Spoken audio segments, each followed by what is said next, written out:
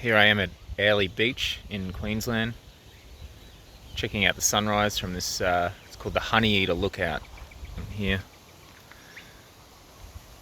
It's kind of blocked by a mountain, but that's okay. It's still pretty cool. It's very early. And that's the Marina, I think, Marina, they call it.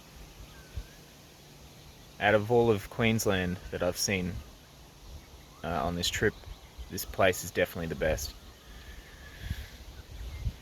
But what I wanted to talk about this morning, I think it's a pretty fitting time, so early and quiet and calm, beautiful, is I wanted to tell a story of my journey. There are two aspects to, I believe, becoming a proper adult, true adult, I guess they call it.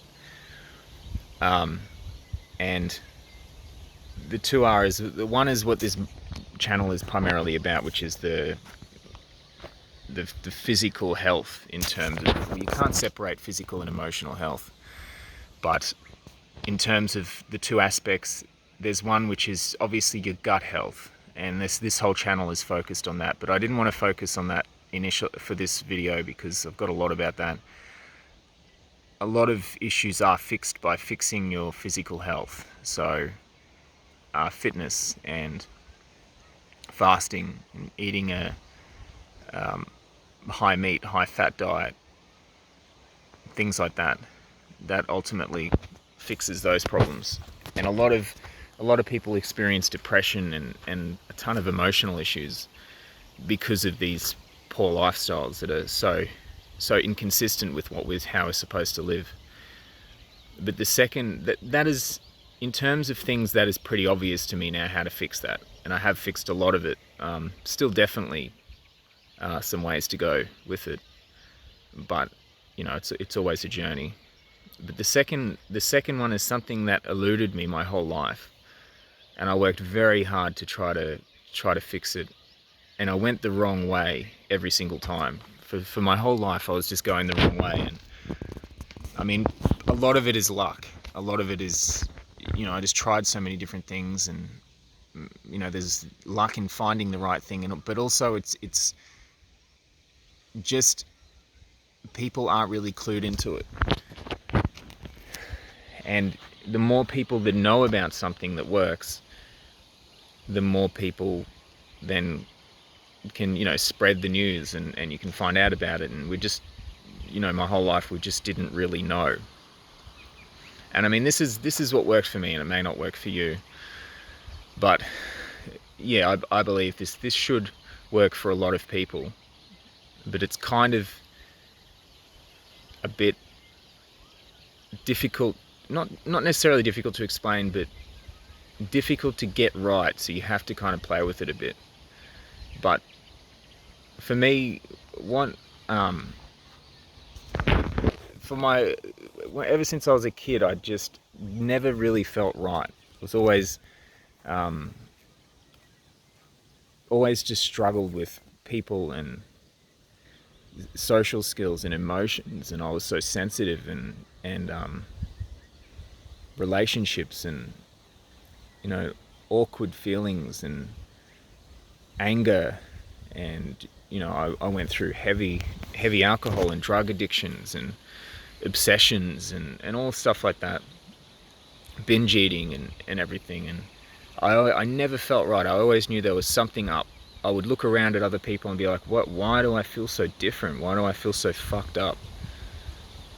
And then after I quit drugs and drinking at 23, so that was my first way to try to fix it.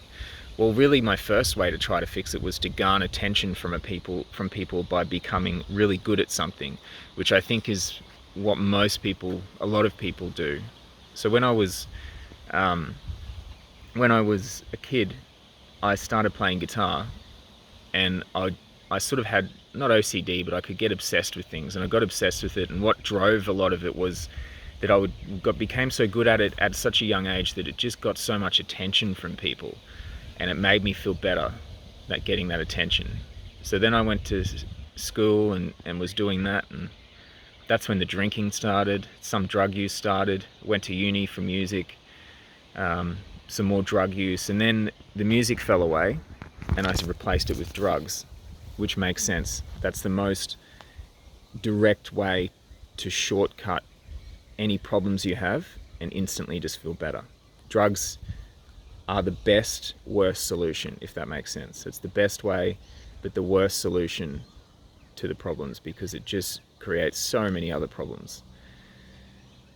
So then when I stopped drinking, and I mean, I did that to near death, the drugs and the drinking.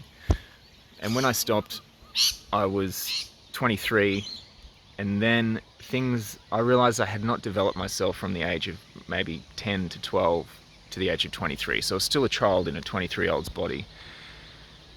And then I just sort of went on this self-help journey. Eventually found boxing. Boxing became my new thing to get attention, fixing the fear of fighting. And then I started to try to work on social skills. So I'd go out to pubs and clubs with people or on my own or whatever, approaching girls, approaching groups of people, trying to fix the social fear. Did that for years. And then I got into my 30s and I realized that no matter what I did, if I'd go out socializing, you'd get a lot of validation and you'd feel some good emotions, but you'd wake up the next day feeling the same, feeling that empty, lonely, angry feeling that I had. I was very angry. And these feelings just ruined every relationship nearly. A lot of friends, a lot of, some family, some partners, all my, girlfriends and stuff. Just a lot of problems, and no matter what I did to try to fix it, I just woke up the next day feeling the same. No matter how much money, no matter how many skills you have, no matter how successful, no matter how good people see you, how much validation you get, you wake up the next day. Well, I was waking up the next day feeling exactly the same. Just this shitty, lonely, empty, fucked feeling that I carried around everywhere with me. And everything that I did was in response to this feeling. I couldn't see it then, but I see it now very clearly. I was very quick to anger, very dedicated to things. Like I would just fight, just fought tooth and nail to try to find an answer. Even spirituality, I went into meditation and awakening, enlightenment work, inquiry, all that stuff. It was another way to avoid, working on anger. I did so much work on anger. For years and years, I was obsessed with fixing anger. All these things, all these obsessions, all these problems, and the anger and the anxiety and the fears and the fighting and the sensitivity and the problems with friends and relationships and family, and the need to win and the need to fight and the need to keep working so hard to dedicate myself to avoiding and to winning and to being the best and all that stuff. All of it all stems from this one thing, and it's just these sensations. It's usually in the stomach. So if you are conscious of your stomach now, usually stomach or the chest, I find most people it's in the stomach, you'll probably find, if you're just aware, just sit there with it for as long as it takes. It might take days. But eventually you can become aware of this empty feeling. And I perceive the feeling as this hollow, empty, needy, sad feeling that wants to be filled, or that just feels empty and needs something to fill it, or it just feels kind of sad, lonely. And it's this sensation in the stomach. Everything stems from that. Everything. So, you know, going into your head and overanalyzing things, and all these things that I said before, the anger, the drug addiction, the trying to be the best and working so hard and trying to make money and all that stuff, it's all just a way to run away from or avoid or try to resolve these feelings in the stomach. And our whole lives built around these feelings. Whatever they are, they're not, there's things that haven't been expressed from childhood. I didn't have the best childhood, but it's again, I can't blame that, because it's me who holds on to these emotions in the stomach. And for whatever reason, we just hold on to them. and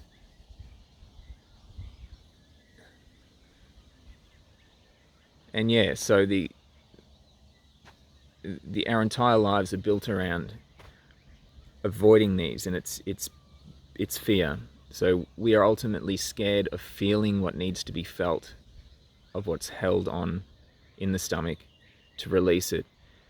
A, we're scared of it, and B, we don't know how to do it. And for me, all those years of working on anger, it was just a distraction. And I realize now how scared I was of feeling these feelings. There's a common thing among men that men don't cry. But it's bullshit. We don't have a choice. We need to cry in order to become men. You need to face this fear of feeling these feelings. Face your fear of crying. And you need to actively release these feelings in order to become a man, in order to become an adult. The way I did it was, eventually, after years of just working on anger, I thought it was the answer. I eventually came to rest these feelings in the stomach. And I had some guidance from someone who's gone through all of this. And they just sort of pointed me in this direction. And I realized I always knew it was there, the feeling, but I never focused on it enough. And what I did was I've always been a fighter. I've always pushed myself and tried to be the best, and all that sort of stuff. Always aggressive, always forcing things. And this was one thing that I could not force. And it's a loaded term, I know, but I have to say it. It's the only way I can say it, is it has to be approached with love. It has to be approached with kindness and calmness and patience. And so one of the only times in my life that I actually approach something with that mentality, because usually I'm so aggressive, was I suddenly just thought, I'm not going to try anymore. All I'm going to do is rest with these feelings in the stomach. I could tell, suddenly I realized that everything stems from these feelings in the stomach. And I just rested with them for days. For about 2 days, I think it took me. I did nothing. I realized that everything that I was doing was in response to these. So whenever some anger would come up, or whenever some thoughts, or I started to analyze things or compare myself or judge people, I would just remember it's all about these feelings in the stomach. Nothing else is real. And I just would rest with them. Eventually, after a couple of days, they didn't really move, but I started to move. I realized that the body, some thoughts came up about the people in my life and the people in my past, and my childhood and stuff. And then I realized that I would start to breathe out very heavily, and it was like I was beginning to cry, but something would stop it. I was scared of it, and I could only get the start. I could only, I just focused on these sensations, and it would just start to come up, but it would go away. And it's a fear thing. But eventually it just broke. It took a couple of days. I think it took about a week all up. It took a couple of days for it to start to move. But then after a week or so, it started to come up. And then it was like that scene from Good Will Hunting, where he just cries after being told it's not his fault. And there is some truth to that. And I just started thinking about everyone in my life and everything I've been through, and I had so much compassion for these people and so much compassion for myself and the way I've treated myself, and I felt so sorry for me, sorry for the people, sorry for the world. I just cried. I cried for the world, and I cried for myself, and I cried for everyone I've ever known and everything I've ever done. And it just kept coming. And after it, I just felt this sense of peace, and things were just easier. And I think there's more to go. Like I'm not finished with it yet, but even after, you know, I've had a couple of those sort of goes at it, and yeah, each time it just, life just gets easier, and yeah, there's not a fight anymore as much. I still love to work hard. I still love to do crazy shit, but it's not a fight. I'm not trying to fight anything. I'm not trying to win as much, you know. I'm not perfect. There's more to go for me, but yeah, give that a go. Hopefully that helps some of you. Thank you for listening to my long story. It's in what, 15, 16 minutes? It's beautiful here.